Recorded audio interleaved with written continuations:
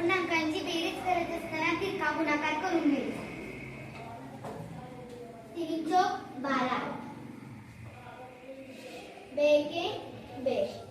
या गुणाकारांची बेरीज करायची. 12 13 14 आणि छेदाचा गुणाकार करायचा. 4 1 4 4 2 8. अपूर्णांकाची वजाबाकी करत असताना तिरका गुणाकार करून घ्यायचा.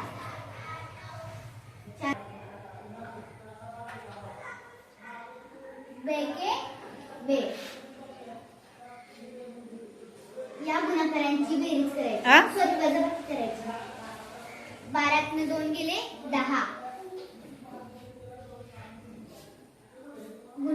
छेदाचा गुणाकार करायचा. 4 2 8.